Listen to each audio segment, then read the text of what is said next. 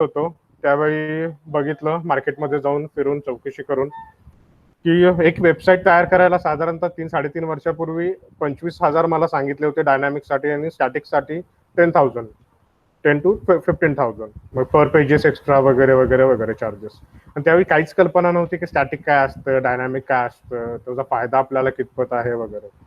पण वेबसाईट तर करायची होती. पुण्यामध्ये नवीन प्रॅक्टिस चालू केली होती मी. मग त्यावेळी चौकशी केल्यानंतर थोडंसं कळालं मला की वेबसाईट डिझायनिंगचा कोर्स 25,000चा आणि नवीन प्रॅक्टिस चालू केल्यामुळे मला थोडा वेळ पण होता. मग म्हटलं एक 3 महिन्याचा कोर्स आहे, डेली 2 ते 2.5 तास असायचे सेशन, आपण का करू नये. मग तो अटेंड केला.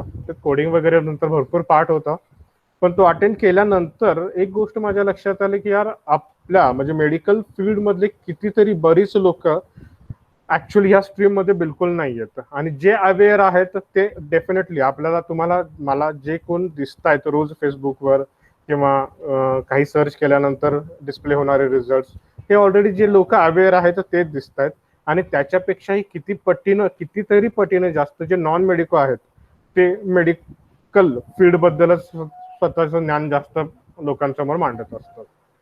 आपण पडतोय कुठं कमी, तर हेच डिजिटल नॉलेज स्वतः शिकण्यात आणि ते लोकांपर्यंत पोहोचवण्यात. DGRX मिस आणि राजेश सर गेले पुढचे 8 दिवस झाले हेच तुम्हाला शिकवणार आहे की स्वतःची डिजिटल प्रिंट कशी तयार करायची. ठीक आहे.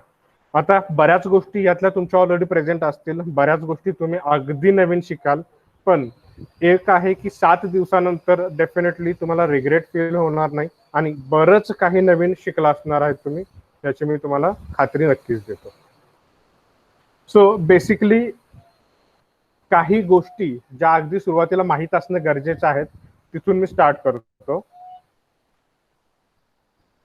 First checklist. माझ्या समोर तुम्ही आहात बसलेले सगळे. एक तरी तुमचा लॅपटॉप आणि मोबाईल दोन्ही चार्जिंग व्यवस्थित आहे ना हे कन्फर्म करून घ्या. आय एम रिपीटिंग, मोबाईल आणि लॅपटॉप दोन्ही व्यवस्थित चार्ज आहे का बघा. नसेल तर पॉवर बॅकअप त्याला जोडून ठेवा. मध्येच बॅटरी डिस्चार्ज होता कामा नये. चेकलिस्ट मी सांगतोय, पॉवर बॅकअप चेकअप करा. इनफ चार्ज लॅपटॉप आणि मोबाईल आहे का ते चेक करा. नसेल तर त्याची सुविधा जवळ करून ठेवा. थर्ड, तुमच्याकडे नोटबुक आणि पेन कंपल्सरी हँडी ठेवा. नोटबुक आणि पेन कंपल्सरी हँडी ठेवा. इंटरनेट कनेक्शन प्रॉपर आहे का चेक करा. नसेल तर ज्या ठिकाणी कव्हरेज एरिया घरातला व्यवस्थित आहे त्या ठिकाणी बसा. थोडे ग्लिंचेस कमी येतील, व्हिडिओ जास्त प्रेझेंट तुम्हाला व्यवस्थित होईल आणि त्यामुळे दिसेल पण व्यवस्थित. चालू करायच्या आधी काही एक सामान्य गोष्टी मी तुमच्या बद्दल पकडून चाललोय. बेसिकली आम्ही एक फॉर्म दिला होता, जवळजवळ सगळ्यांनी तो भरून दिलाय, धन्यवाद त्याच्यासाठी. तुमचं डिजिटल नॉलेज किती आहे इट डझंट मॅटर, कारण की आपण चालू करणार आहे अगदी शून्यापासून. पण तुमच्याकडे काही गोष्टी असणं अपेक्षित आहेत आणि आहेत, त्यामुळेच तर तुम्ही इथं आहात. फर्स्ट थिंग, एक कॉम्प्युटर आणि इंटरनेट ऍक्सेस येस आहे तुमच्याकडे. सोशल मीडिया साईट्सला तुम्ही व्हिजिट केलाय? हो. फेसबुक तुम्हाला माहित आहे काय आहे ते. फेसबुक असेल, ट्विटर असेल, इंस्टाग्राम, यूट्यूब या गोष्टी तुम्हाला माहित आहेत. यू हॅव क्लायंट्स और prospective clients who use the web frequently. Definitely आज सगळेच जण मोबाईलवर इंटरनेटवर आहेत, ते बघतायत, सोशल मीडियावर आहेत. त्यामुळे आपले client in the sense patient हे ऑलरेडी त्या प्लॅटफॉर्मवर प्रेझेंट आहेत. त्याच्यानंतरचा point, you sell a service that you can market online. Definitely आपण अशी सर्व्हिस प्रोव्हाइड करतो ज्याचं मार्केटिंग आपल्याला ऑनलाईन करता येतं. बरेच जण काही आपल्यातले प्रोडक्ट तयार करत असतील, हर्बल, आयुर्वेदिक, वॉटर मे, त्याच्यासाठी पण एक ऑनलाईन मार्केट आपण डेव्हलप करू शकतोय. पुढे, you are curious to social media and whether it changes marketing. तुम्हाला जाणून घ्यायचं आहे की सोशल मीडियाने खरोखर मार्केटिंगवर फरक पडतो का आणि त्याच्याबद्दल तुम्हाला उत्साह आहे तर डेफिनेटली निवांत रिलॅक्स जेवढं बसता येईल तेवढं बसा. मी जेवढं सोपं करता येईल तेवढं करून सांगतो. माझी इंट्रोडक्शन देतो. मी डॉक्टर निलेश पाटील. माझं MD झालं पंचकर्मामध्ये. मी प्रॅक्टिस करतोय रावेतमध्ये. डिजिटल मार्केटिंगचे क्लासेस मी 3 वर्षापूर्वी घेत होतो. एक 4-5 बॅच घेतल्या, त्याच्यानंतर थांबवलं. वेळ पण मिळत नव्हता, लोकांना त्यावेळी जास्त महत्त्व पण पटत नव्हतं, ही पण गोष्ट आहे. परत मी आणि राजेश सरांनी रिलॉन्च केलंय तुमची बॅच तिसरी आहे. कॅन्डिडेट वाईज गेला तर तुम्ही जवळजवळ 50च्या पुढचे, म्हणजे साधारणतः आता 50 candidate doctors already attend course करून गेलेत. त्याच्यानंतरची बॅच तुम्ही आहात. So let's start. अगदी मुळापासून चालू करणार आहोत आपण. Definition, what is digital marketing. काही गोष्टी शॉर्ट मध्ये रिपीट होतील ज्या राजेश सरांनी ऑलरेडी लेक्चर मध्ये सांगितल्या असतील, आणि काही गोष्टी मी टोटली स्किप करेल ज्या त्यांनी व्यवस्थित घेतल्यात त्या. What is digital marketing? Digital marketing is a marketing of your product and services using digital channels to reach patient, called as a digital marketing. तुम्ही रेडिओलॉजिस्ट आहात, तुम्ही सर्व्हिस प्रोव्हाइड करताय MRI स्कॅनची, तर you are a service provider. Definitely तुम्ही service provider आहात. मी काही गोष्टी, काही शब्द तुम्हाला वाटेल की लिगली एवढे बरोबर नाही आहेत असे वापरेल, पण डेफिनेटली ट्रुथ इज ट्रुथ. आपण सर्व्हिस प्रोव्हाइडर आहोत आणि पेशंट हा क्लायंट आहे. डेफिनेशन चेंजेस होत चालल्यात. फॅमिली डॉक्टर ही संकल्पना कुठेतरी ब्रेकअप होत चालली आहे. आपण कितीही प्रयत्न केला तर कदाचित ती रिबिल्ड नाही होणार आहे. त्यामुळं we are a service provider and they are a client. मी पेशंट आणि डॉक्टर हा संबंध वापरेल शब्द, पण एक लक्षात घेऊया. मग डिजिटल मार्केटिंग कुणासाठी आहे? तर बेसिकली आपल्या सगळ्या डॉक्टरांसाठी आहे, जे ऍक्च्युअल मध्ये प्रॅक्टिस करतात, कोणत्याही पॅथीची असो किंवा कोणत्याही स्पेशालिटीची असो. तर ती सर्व्हिस प्रोव्हाइड करण्यासाठी एक ऑनलाईन प्लॅटफॉर्म तयार करणं, तो म्हणजेच digital marketing. The key objective to promote brands through various forms of digital media. Digital मीडियाचे जे व्हेरियस फॉर्म आहेत, एक मोठा पार्ट गुगलचा आहे आणि दुसरा मोठा पार्ट हा सोशल मीडियाचा आहे. त्यात पण पहिला नंबर फेसबुकचा येईल. तर गुगल आणि सोशल मीडिया या दोन मेन प्लॅटफॉर्मवर स्वतःची एक डिजिटल आयडेंटिटी तयार करणं, स्वतः त्याच्याबद्दलचं ज्ञान घेणं आणि तुम्हाला असलेलं नॉलेज, तुमचं स्किल हे लोकांपर्यंत डिजिटली प्रोव्हाइड करणं, पोहोचवणं, हे आपण डिजिटल मार्केटिंगच्या अंडर शिकणार आहोत. एक तुमच्या समोर स्लाइड आहे, बघू शकता. Shurpanakha is googling. Shurpanakha Google करते काय? Best nose job. Best nose job. तिला खाली सजेशन्स गुगलनं दिलेत already. Best nose jobs, best nose job in Lanka, best nose job surgeon in Lanka. ठीक आहे.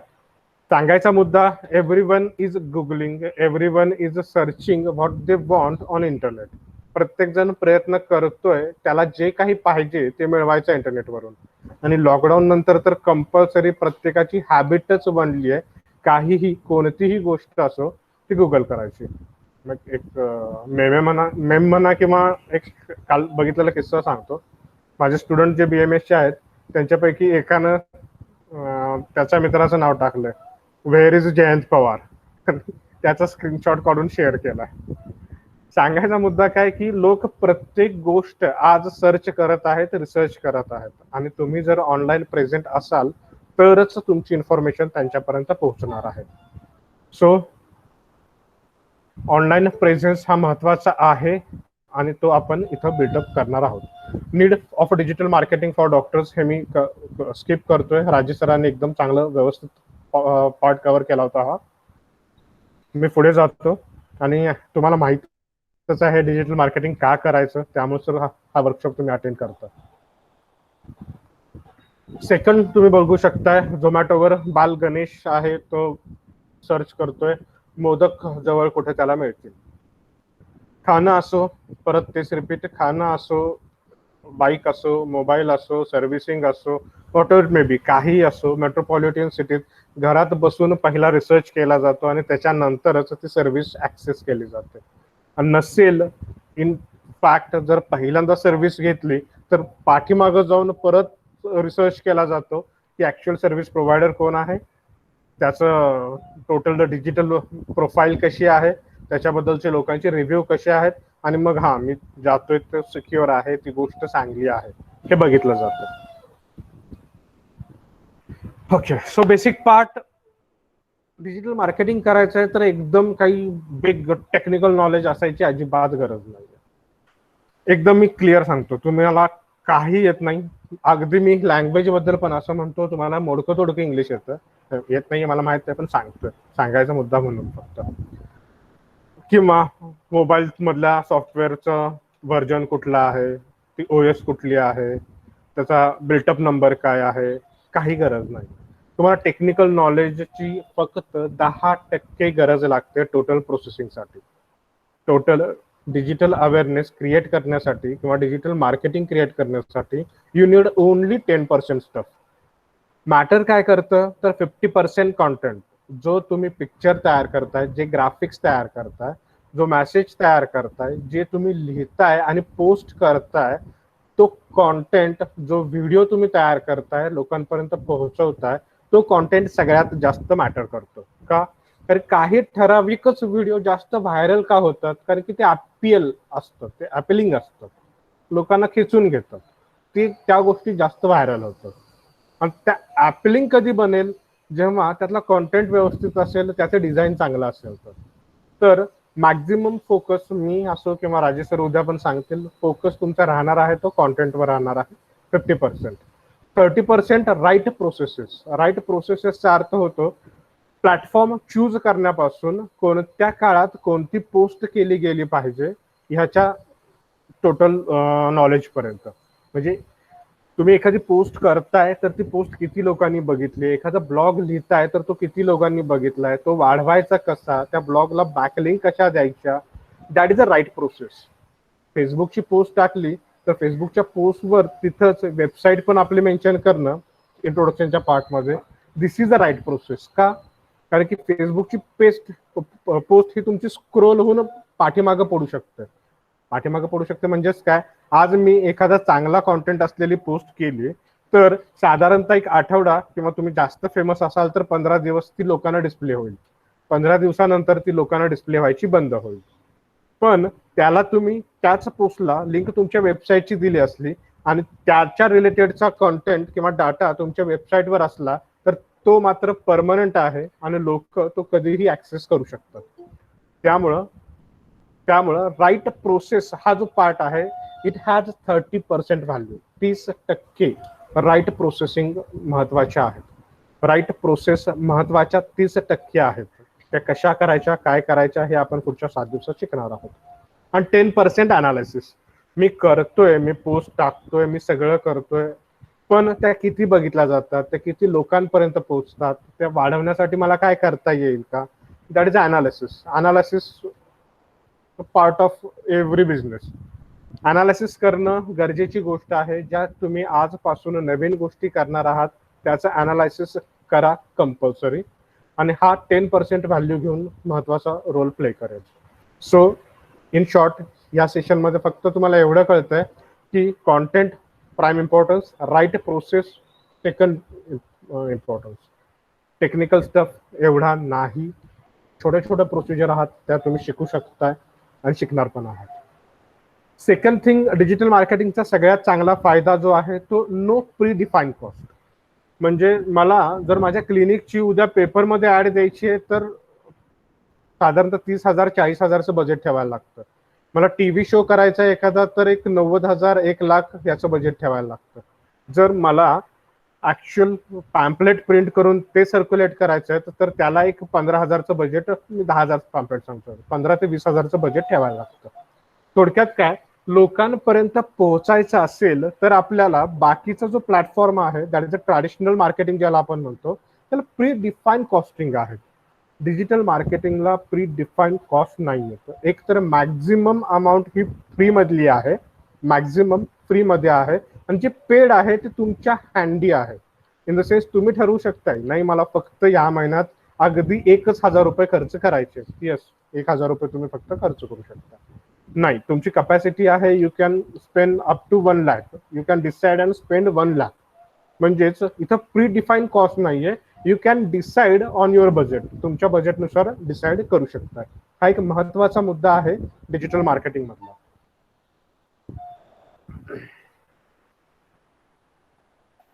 ओके, थोड्या टर्मिनॉलॉजी महत्वाच्या आहेत आणि मी सांगेल नोट डाऊन करा. का नोट डाऊन करा, म्हणजे पुढे बोलताना माझ्या तोंडातून कम्युनिटी हा शब्द जाईल तर कम्युनिटी म्हणजे काय हे तुम्हाला कळालं पाहिजे.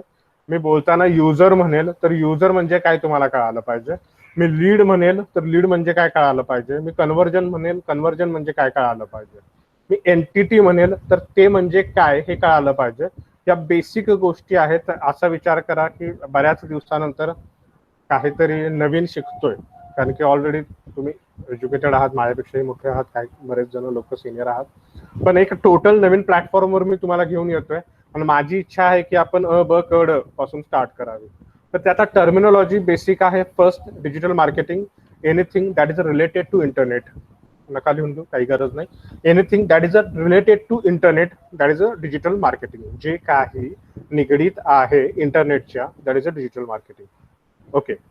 सेकंड आणि मोस्ट इम्पॉर्टंट टर्मिनॉलॉजी आहे युजर. युजर म्हणजे काय? Internet user irrespective of age, sex, professional आणि इंटेन्शन. युजर म्हणजे कोण? तुम्ही युजर आहात, मी युजर आहे. जो कोणी इंटरनेट वापरतो तो म्हणजे युजर. जो कोणी इंटरनेट वापरतो किंवा जो कोणी एखादी गोष्ट सर्च करण्यासाठी, मिळवण्यासाठी, माहिती मिळवण्यासाठी इंटरनेट वापरतो तो युजर झाला. उदाहरणार्थ थोडक्यात कारवाल्यांसाठी आपण युजर झालो. तुम्हाला नवीन मोबाईल परचेस करायचा आहे, आपण युजर झालो. एखाद्याला पाईल्सची ट्रीटमेंट हवी आहे आणि तुम्ही ते प्रोव्हाइड करताय, तर तुमच्यासाठी तो युजर झाला. पोटेन्शियल युजर हा पार्ट नंतर येईल. युजर म्हणजे असा कोणताही व्यक्ती जो इंटरनेट वापरतो, irrespective of age, sex, profession, intention. पुढे युजर एक्सपिरियन्स हा शब्द येईल, तो रिलेटेड विथ धिस टर्मिनॉलॉजी असेल. User, anyone who uses internet. Okay. Potential user हा आता दुसरा महत्वाचा शब्द. पोटेन्शियल युजर म्हणजेच काय? माय टार्गेट युजर और पेशंट और हेल्थ सिकर.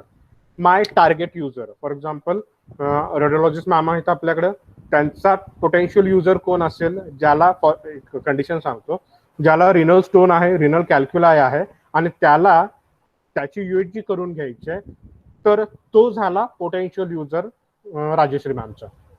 ठीक आहे. बरेच लोक ट्रायकोलॉजीची प्रॅक्टिस करतायत आजच्या ग्रुपमधले. तर ज्याचा हेअर फॉल होतोय किंवा he is seeking for the treatment of a hair fall, तो तुमचा पोटेन्शियल युजर झाला. That is your target user और हेल्थ सिकर. ज्याला वाटतंय माझ्या आता केस एवढी आहेत ती गळू नयेत, मला काही काळजी घेतली पाहिजे, हा माझा पोटेन्शियल युजर झाला. त्याच्यानंतरचा पार्ट येतो तो community. Community that is a group of potential user. म्हणजे आपण काय करतो? व्हॉट्सअपचे ग्रुप क्रिएट करतो मल्टिपल, फेसबुकचे ग्रुप क्रिएट करतो, किंवा फेसबुकला फॉलोवर घेतो, युट्यूब चॅनलला सबस्क्राईब केलेली लोक जमा करतो. That is a nothing but we are developing a community. Sorry. आपल्या पोटेन्शियल युजरला एकत्र बांधून ठेवण्याचं काम कुठेतरी डिजिटल मार्केटिंग, डिजिटल मीडियावर आपण करतोय. That is a community. ती एक कम्युनिटी झाली. त्याच्यानंतर झालं entity. Okay. I am repeating. User, internet user, potential user, तुमचा टार्गेट युजर, कम्युनिटी, तुमच्या पोटेन्शियल युजरचा group, entity that is your presence on internet. तुमचा इंटरनेटवरचा प्रेझेन्स म्हणजे मल्टिपल एंटिटी असणं जास्त फायद्याचं. या वाक्याचा अर्थ असा होतोय की डॉक्टर निलेश पाटील हे फेसबुकवर पण आहेत, युट्यूब चॅनल पण आहे त्यांचं, ते इंस्टाग्रामवर पण पोस्ट करतात, त्यांची स्वतःची एकदम हाय क्लास वेबसाईट पण आहे. दिस इज अ मल्टिपल एंटिटी. म्हणजे मल्टिपल ठिकाणी माझा प्रेझेन्स आहे. त्यामुळे काही लोक व्हॉट्सअप वरून माझ्याकडे अप्रोच होतील, काही लोक माझी वेबसाईट बघून येतील, काही गुगल माय बिझनेस वरून मला सर्च करून येतील. That is a multiple entity. Okay. तर मल्टिपल एंटिटी असणं गरजेची गोष्ट आहे, कारण की मल्टिपल एंटिटीने तुम्ही मॅक्झिमम तुमच्या पोटेन्शियल युजर पर्यंत पोहोचू शकता. ठीक आहे. So entity that is a your presence on an internet which must have been multiple, जे मल्टिपल पाहिजे. त्याच्यानंतरचा पार्ट येतोय तो कॉन्टेंट.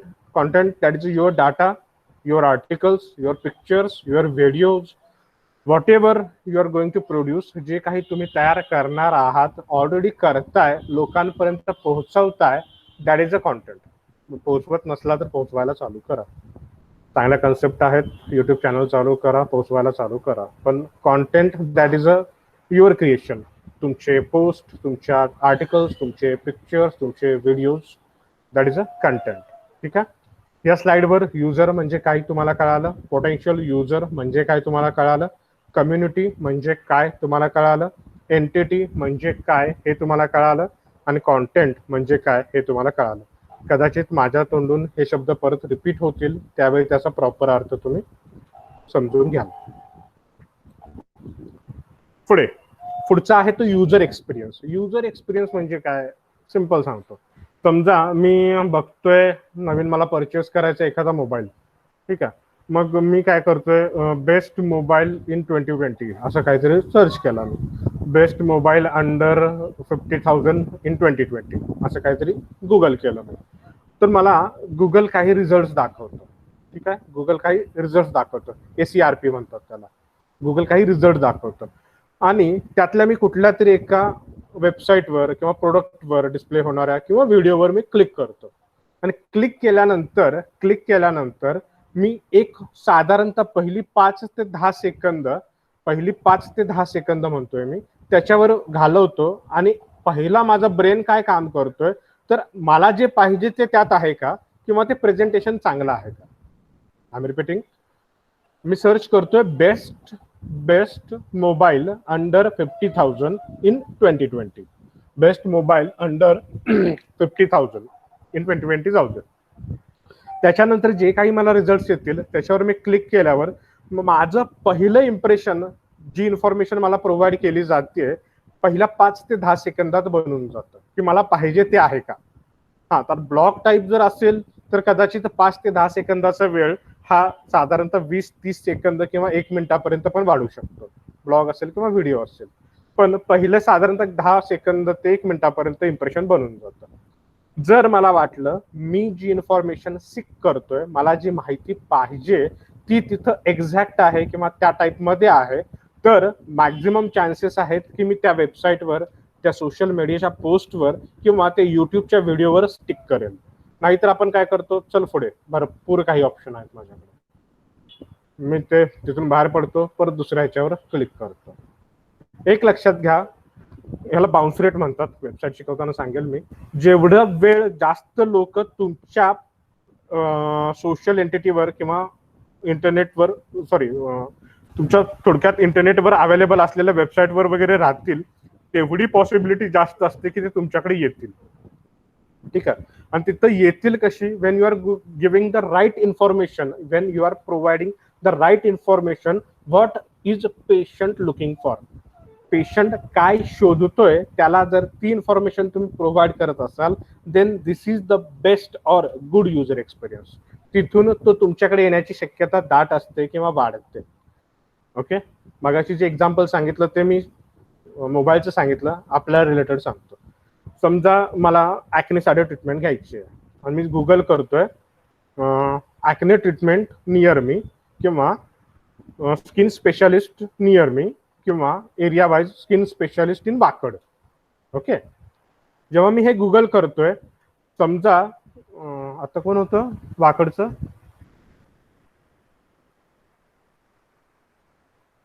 हॅलो, वाकडचं कोण होतं आता, डॉक्टर? येस सर, मी होते, डॉक्टर प्रतिमा. हा, डॉक्टर प्रतिमा. डॉक्टर प्रतिमा यांचं नाव जर मला डिस्प्ले झालं, हा, skin specialist in Wakad display झालं, मला काय गुगल मॅपचं लिस्टिंग पहिल्यांदा येते, कशी कशी येते मी सांगणार आहे पुढे. तर मग मी काय करतो, त्याच्यावर क्लिक करेल. हा, मग काय बघेल मी, सगळ्यात महत्वाचं त्यांचे रेटिंग आणि रिव्ह्यू.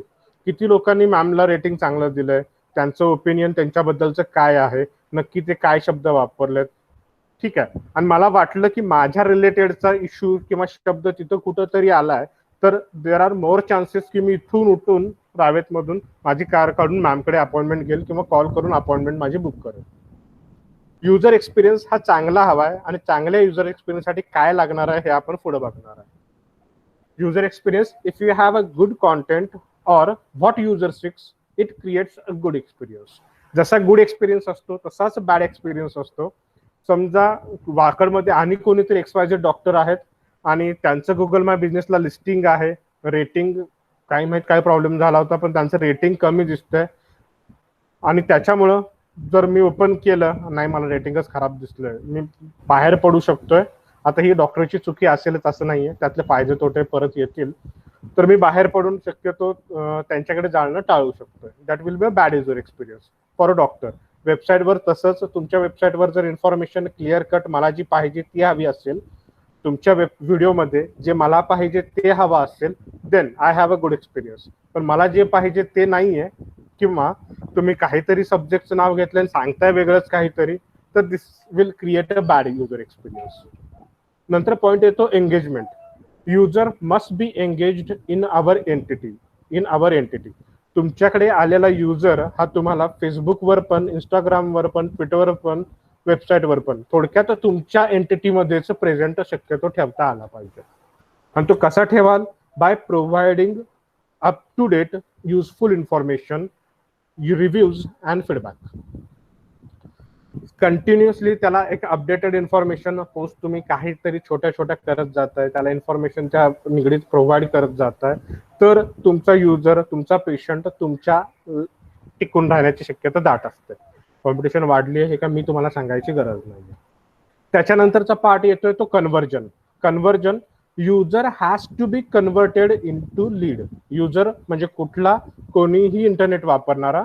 त्याच्यानंतर आला पोटेन्शियल युजर. आणि कन्व्हर्जन म्हणजेच काय? पोटेन्शियल युजर जेव्हा तुमच्या मल्टिपल डिजिटल एंटिटीवरून इन्फॉर्मेशन घेऊन तो ऍक्च्युअली तुमच्याकडे सर्व्हिस घेण्यासाठी येतो, that is a conversion. Okay, that is a conversion. मग लीड म्हणजे काय? लीड म्हणजे फक्त तुमच्या विषयी होणारी चौकशी, that is a lead. Lead must be converted. Lead हे कन्व्हर्ट झाले पाहिजेत, दॅट इज अ कन्व्हर्जन. त्याच्यासाठी सर आपण सगळं करतोय. पुढे जातो मी. हा, आत्ताचपर्यंत सांगितलेला पार्ट थोडा प्रोफेशनली जास्त सांगितला असला तर एक गोष्ट सांगतो मी, म्हणजे मला खूपच वाईट वाटलेली की मॅक्झिमम आज लोकांना जी इन्फॉर्मेशन मिळते हेल्थ रिलेटेड ती अगदी चुकीची मिळते, कारण की ती चुकीच्या लोकांकडून पोहोचवली जाते. जे नॉन मेडिकोज आहेत ते लोक काहीही भलती सलती इन्फॉर्मेशन लोकांपर्यंत पोहोचवतात. त्यामुळं वैद्यकशास्त्राची बदनामी होते ती होते, आणि त्यात आपला पण काही फायदा होत नाही. त्यामुळं DGRX चालू करायच्या पाठीमागचा दुसरा हा पॉईंट होता. पहिला तर सांगतो मी की ऍक्च्युली आपण जे मनी स्पेंड करतोय ह्याच्यावर ते तेवढे वर्थ नाही येते हे समजायला, की त्याच्याकडून जर तुम्ही एखाद्याला काम करायला देत असाल तर ते काम करायला कितपत पे केले पाहिजेत, किंवा त्या गोष्टी तुम्ही पण करू शकताय ते तुम्हाला कळावं, हा हेतू होता. आणि दुसरा हेतू होता तो म्हणजे महत्वाचा, लोकांपर्यंत एक चांगली एक इन्फॉर्मेशन, एक सायंटिफिक इन्फॉर्मेशन पोहोचावी म्हणून. जाऊ दे, मी पुढे जातो. पार्ट आहे types of marketing. Types of marketing definitely या गोष्टी तुम्ही केल्यात आयुष्यात कधी ना कधीतरी. एक आहे इनबाउंड मार्केटिंग आणि दुसरा आहे आउटबाउंड मार्केटिंग. इनबाउंड मार्केटिंग म्हणजे काय? जेव्हा customer search leads to find your product or service. Okay, inbound marketing. डिजिटलचंच एक्झाम्पल देतो कारण की मी तेच शिकवणार आहे. मागाचंच एक्झाम्पल, मी इथं बसून रावेतमध्ये बसून वाकडमध्ये स्किन स्पेशालिस्ट शोधतोय म्हणजेच, आणि प्रतिमा मॅमचे क्लिनिक मला डिस्प्ले होतंय आणि मी त्यांच्या क्लिनिकच्या इन्फॉर्मेशन आता रीड करतोय आणि त्यांना कॉल मी केला, that is a inbound marketing. म्हणजेच जेव्हा patient, that is a user, is seeking information on Google, जेव्हा तो गुगलवर एखादी इन्फॉर्मेशन बघतोय ते झालं इनबाउंड मार्केटिंग. आणि तुमच्यापर्यंत पोहोचतोय, तुमच्यापर्यंत पोहोचला पाहिजे आणि तुमच्यापर्यंत पोहोचतोय ते झालं इनबाउंड मार्केटिंग. ठीक आहे. थोडक्यात काय, तुमच्या क्लिनिकच्या बाहेर असलेला तुमचा जो बोर्ड आहे that is a part of a inbound marketing. ते बघूनच लोक तुमच्याकडे येतात, बरोबर. आणि आउटबाउंड मार्केटिंग म्हणजेच काय? जेव्हा तुम्ही कॅम्प घेता, सेमिनार्स घेता, ईमेल सेंड करता, that is a outbound marketing. Digital प्लॅटफॉर्मवर आपण दोन्ही करतो.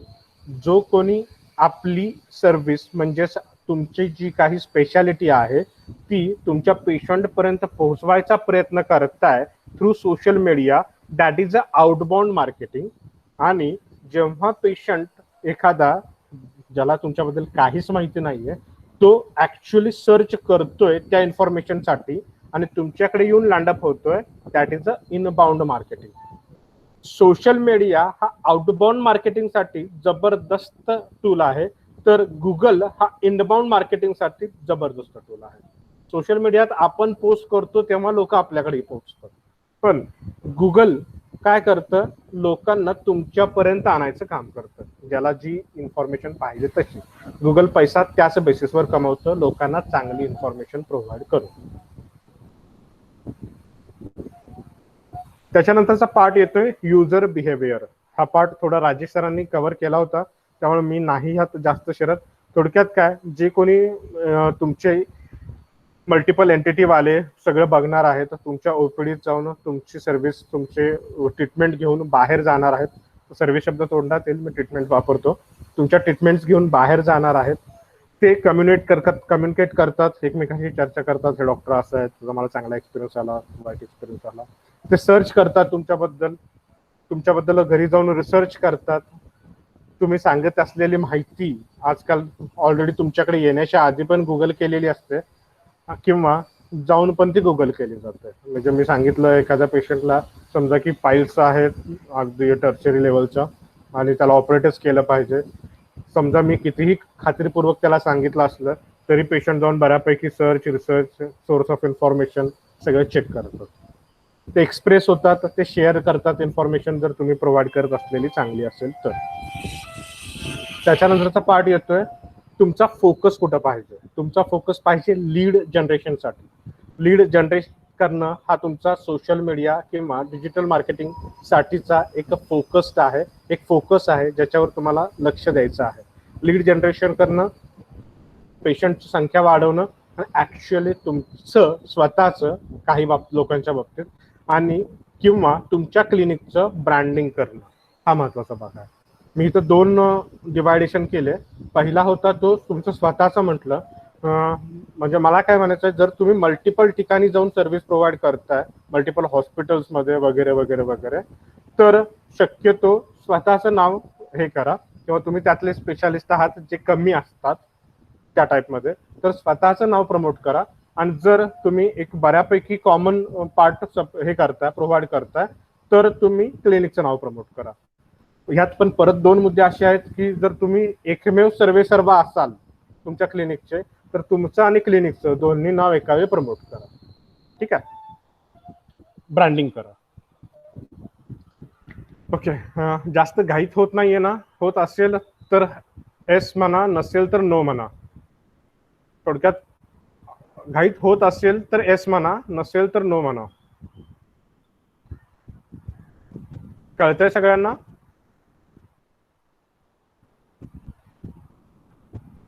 ठीक आहे, ओके. पुढे जातो मी. सोशल मीडिया मार्केटिंग मध्ये मी काही शिरत नाहीये. हा ऑलरेडी अर्धा तासाचा लेक्चर आहे. राजेश सरांचं युट्यूबवर बघू शकता, लिंक आहे त्याची. नंतर आज सांगतो त्यांना प्रोव्हाइड करायला. फक्त एक सेंटेन्स मी रिपीट सांगेल सोशल मीडिया बद्दल. Choose wisely the platform which is a most useful for you. Platform फक्त सोशल मीडियाचा व्यवस्थित वापरा. तुमचं युजर किंवा तुमचे पोटेन्शियल युजर काय यूज करताय तर त्याच्यावर तुम्ही पाहिजे. म्हणजे राजेश सरांनी पण एक्झाम्पल दिलं होतं, मी पण तेच रिपीट करेल की मी आहे पुण्यात, ओके, माझे क्लिनिक आहे इस्लामपूरमध्ये. मग इस्लामपूरच्या लोकांना, इस्लामपूर एक टाउन आहे जिथं ज्याची पॉप्युलेशन साधारणतः 80,000 येईल, तालुका प्लेस आहे. तिथं मला जर लोकांना टार्गेट करायचं असेल, त्या लोकांना मला टार्गेट करून माझ्या ट्रीटमेंट घ्यायला प्रोवोक करायचं असेल तर, किंवा ऑप्शन द्यायचं असेल की yes you can do it, तर मी जर तिथं जाऊन ट्विटरवर सगळी माझी इन्फॉर्मेशन शेअर करत बसलो किंवा ट्विटरवर जास्त वेळ देत बसलो तर मला काहीही यूज नाही. का? कारण की इस्लामपूरमधले किती लोक ट्विटरवर असतील आणि असलेले किती रोज ट्विटर बघत असतील याची मला काहीच कल्पना नाही. उलट ह्याची पॉसिबिलिटी जास्त आहे की कोणी जास्त ट्विटर वापरत नसेल. ठीक आहे, तिथं काय वापरलं जातं जास्त, एक तर व्हॉट्सअप आणि फेसबुक. देन मला कुठं टार्गेट करायचं आहे? व्हॉट्सअप आणि फेसबुकवर. That is my first priority platform will be WhatsApp and Facebook. तिथं मला ट्विटरवर ट्विट करून उपयोग नाही. लक्षात येतंय? प्लॅटफॉर्म तुमचा युजर जो जास्त वापरतोय, क्लास बिझनेस क्लास कोणता वापरतोय, सोशो इकॉनॉमिकल कंडिशन काय आहे पेशंटची, तो विचार करून प्लॅटफॉर्म योग्य चूज करा. त्याला रँकिंग द्या वाटल्यास. This is my primary platform, this is my secondary, tertiary नंतर. त्यानं होईल काय, दरवेळी तुम्हाला प्रत्येक ठिकाणी पोस्ट तर करत चलाच, पण जास्त फोकस कुठं करायचं आहे हे तुम्हाला स्वतःला क्लिअर होईल. पुढे जातो मी.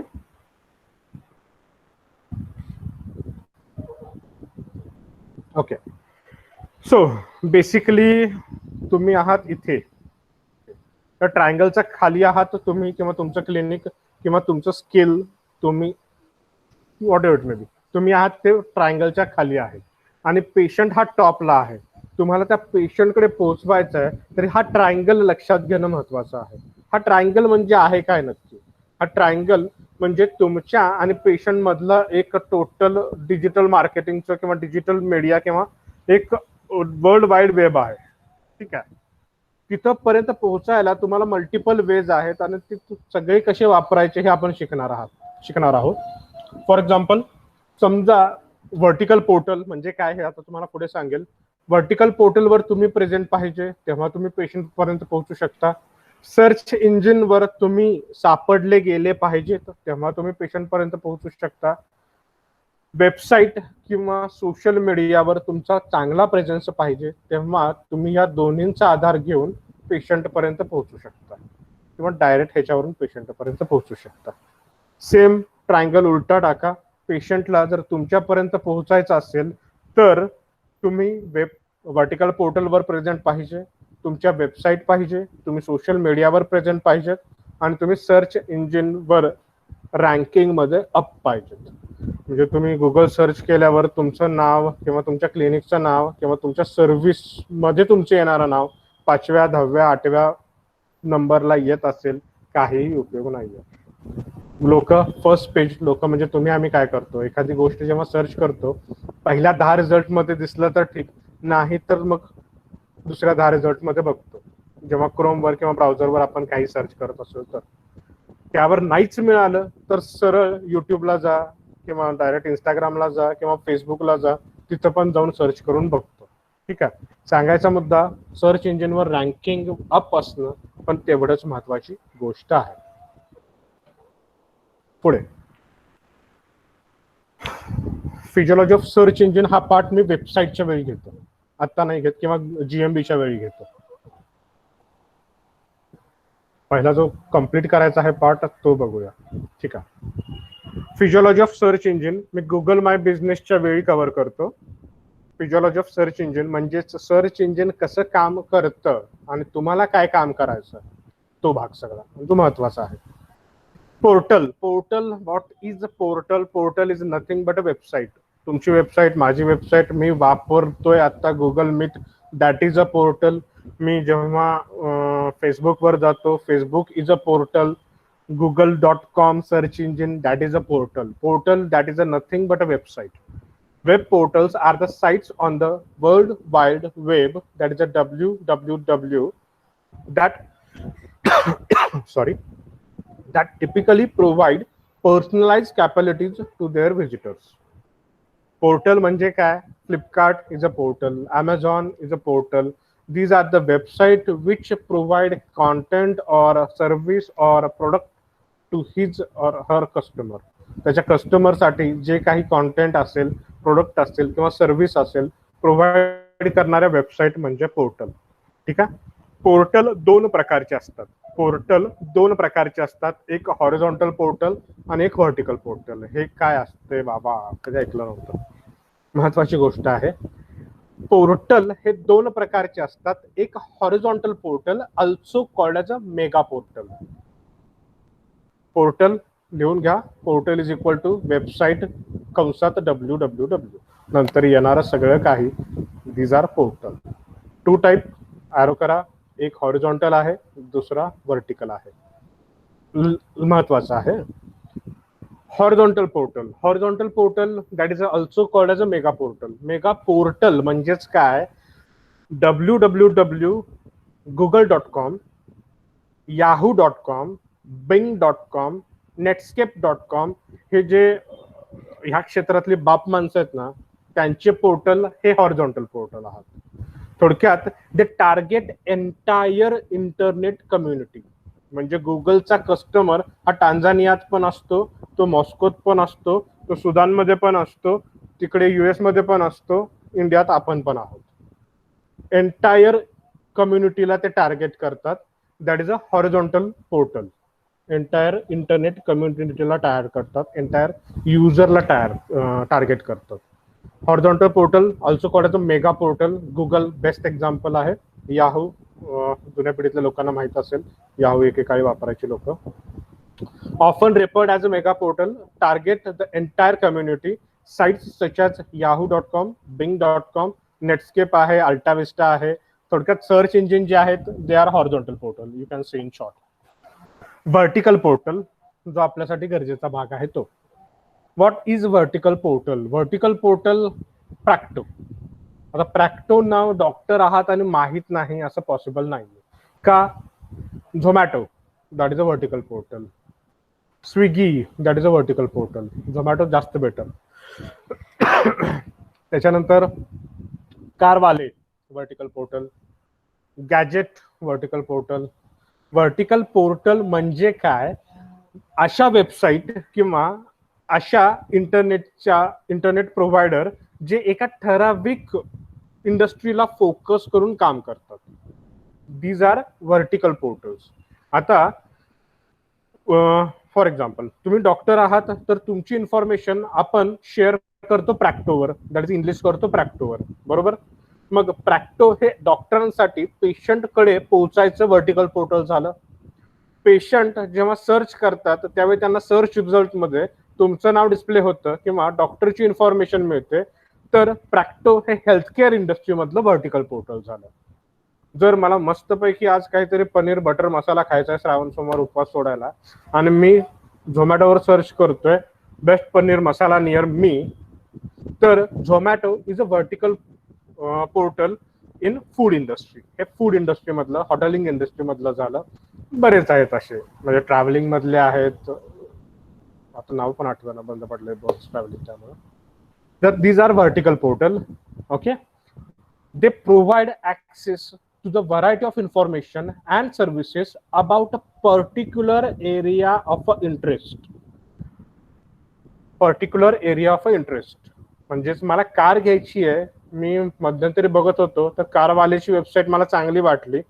आता त्याच्यानंतर मी ज्या काही इन्फॉर्मेशन सर्च केला ते कारवालेवरच सर्च केला, दुसरे डायरेक्ट गेलो ना. मी कारवाले ओपन केलं आणि कारचं नाव टाकलं. मला मोबाईल परचेस करायचा होता, त्याचे रिव्ह्यूज मला टेक गुरुजीचे चांगले वाटले. मग मी त्याच्या पुढचे जे काही मोबाईलचे रिव्ह्यूज आहेत किंवा इलेक्ट्रॉनिक्स इक्विपमेंटचे रिव्ह्यूज आहेत त्याच्याच चॅनलवर बघतोय. Vertical portal they have strong power, कारण की एका ठराविकच इंडस्ट्रीला फोकस करून ते राहतात आणि ते बऱ्यापैकी फ्री आणि पेड या दोन्ही लिस्टिंग मध्ये काम करतात. पुढे येईल vertical portal. A vertical portal is a unique access point to the certain industry, market niche and area of interest. एक ठराविक इंडस्ट्रीला आपण आता बघतोय त्याच्याबद्दलच बोलू, बाहेर जात नाही मी. हेल्थकेअर इंडस्ट्रीचे जे व्हर्टिकल पोर्टल आहेत जिथून तुमची इन्फॉर्मेशन युजर पर्यंत पोहोचणार आहे किंवा युजरला हवी असलेली इन्फॉर्मेशन किंवा त्याला एखाद्या आजाराची, एखाद्या इन्व्हेस्टिगेशनची पाहिजे असलेली इन्फॉर्मेशन तो जेव्हा सर्च करणार आहे ती त्याला व्हर्टिकल पोर्टलवर अवेलेबल होते. ठीक आहे. It targets comparatively of a narrow range of services and products like healthcare and automobile. Narrow health इंडस्ट्रीला फोकस करतात. म्हणजे आता हेल्थकेअर बिग इंडस्ट्री आहे, पण तशा बऱ्याच इंडस्ट्री आहेत. हेल्थकेअर आहे, त्याच्यानंतर इन्फ्रास्ट्रक्चर आहे, त्याच्यानंतर ऑटोमोबाईल आहे, इलेक्ट्रॉनिक्स आहे, हे इंडस्ट्री आहेत आणि ठराविक इंडस्ट्रीला टार्गेट करणार दीज आर व्हर्टिकल पोर्टल. आता मला अशी अपेक्षा आहे की बऱ्यापैकी सगळ्यांचं प्रॅक्टोला रजिस्ट्रेशन आहे. नसेल तर प्रॅक्टो फ्री लिस्टिंग प्रोव्हाइड करतं. आज सगळ्यात पहिलं तुम्हाला काम करायचं आहे ते जे काही 4 मी व्हर्टिकल पोर्टल्स दिलेत त्या व्हर्टिकल पोर्टलवर स्वतःचं रजिस्ट्रेशन करायचं आहे. ठीक आहे. तर ते 4 व्हर्टिकल पोर्टल, पहिला प्रॅक्टो सध्या खरोखर एक मोठं व्हर्टिकल पोर्टल आहे. पण प्रॅक्टो बद्दल थोडंसं ट्रुथ,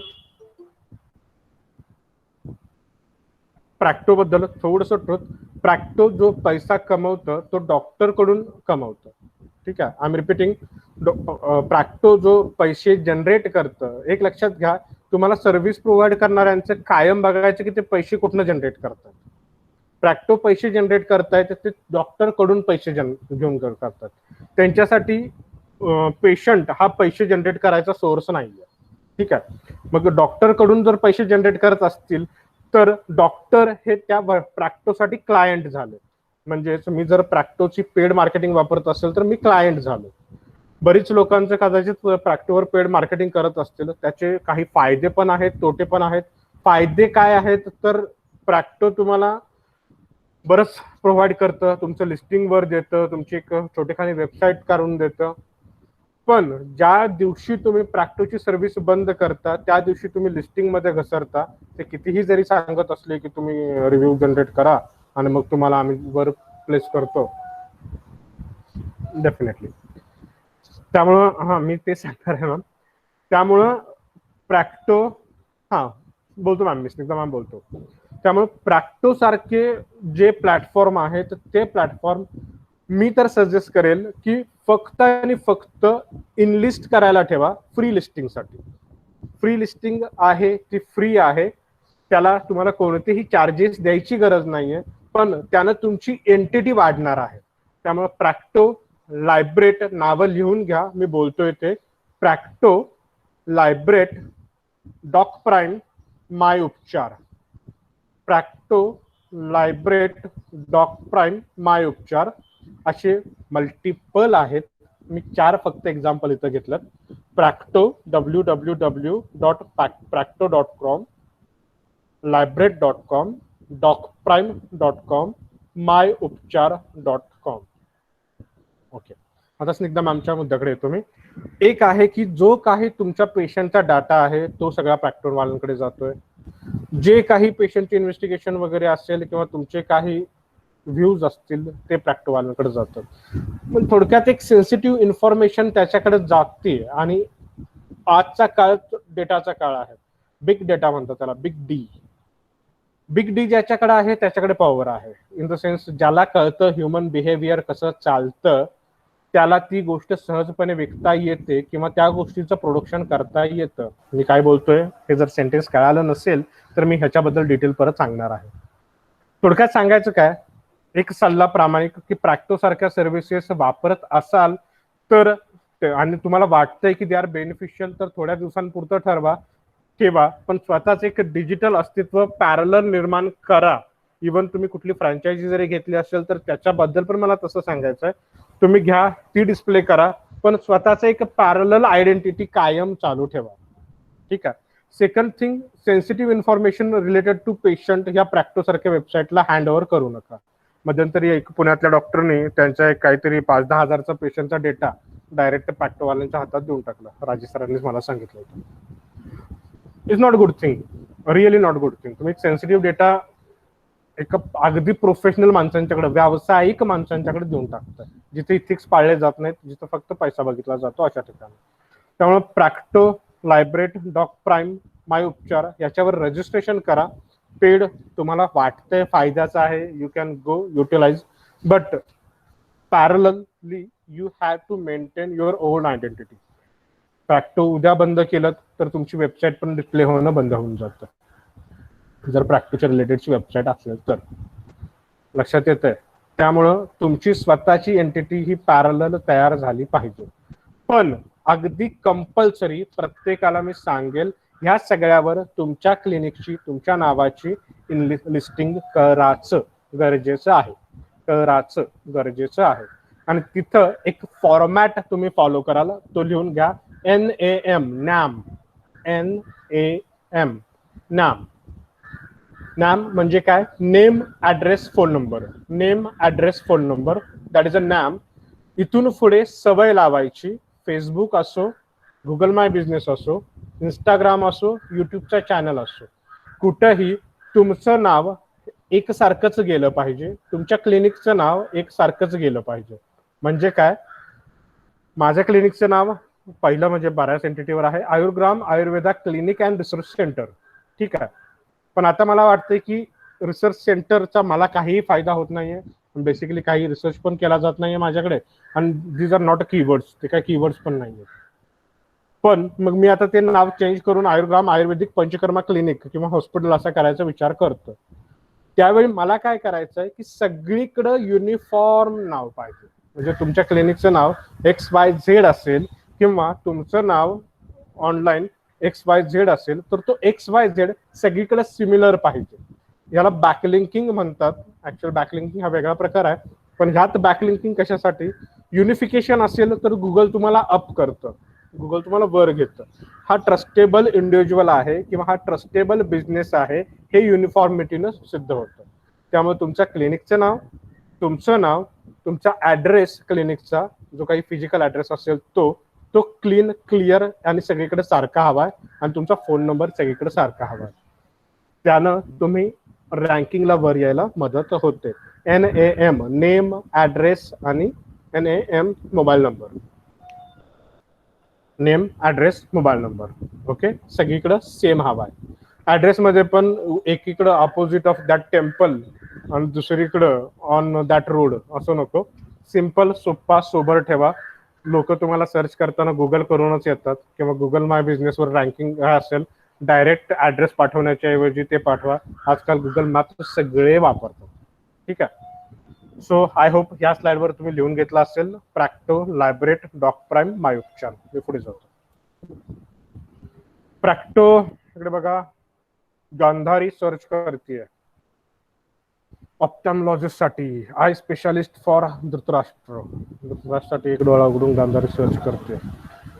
मग वैद्य धन्वंतरी, वैद्य सुनेत्र, वैद्य चरक हे अशी नावं आलेली आहेत. ओके, व्हर्टिकल पोर्टल नंतर महत्वाचे असतात ते local search engine. Local search engine म्हणजेच काय, मी आता वाचत नाहीये, मी डायरेक्ट सांगतो आणि पुढे जातो. लोकल सर्च इंजिन म्हणजेच काय, एखादा ठराविक जिओग्राफिकल एरिया पकडून तिथं सर्व्हिस प्रोव्हाइड करणारे जे कोणी मल्टिपल व्यक्ती असतील, बिझनेसेस असतील, त्याची listing. You can see a local directory. Local directory, this is a local search engine. For example, Just Dial is a well known और famous local search engine. Sulekha is a well known and local search engine. म्हणजेच रावेत मध्ये कोणीतरी एक आयुर्वेदिक practice search करतोय, तर मी जर just डायलला present असेल, सुलेखाला present असेल, तर ते रँकिंग वर येणं किंवा माझं नाव तिथं दिसणं जास्त पॉसिबिलिटी आहे.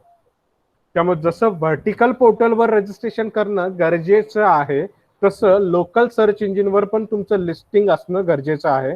त्यामुळे ज्या डॉक्टरांचं जस्ट डायल सुलेखावर लिस्टिंग नाहीये, तुम्ही पहिला लिस्टिंग करा.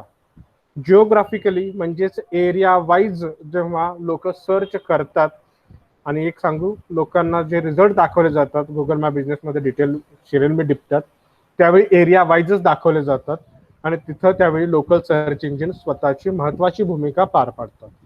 त्यामुळे लोकल सर्च इंजिनवर इनलिस्टिंग करून घ्या. जेव्हा लोक काय आणि कुठं असं शोधतात, उदाहरणार्थ मगाचच नाही वेगळं घेऊ, लातूरच्या मॅम मगाशी कोणतरी होता, सॉरी मगाशी कोणतरी होता म्हणजे माझ्या लगेच लक्षात नाहीत राहतं नावं.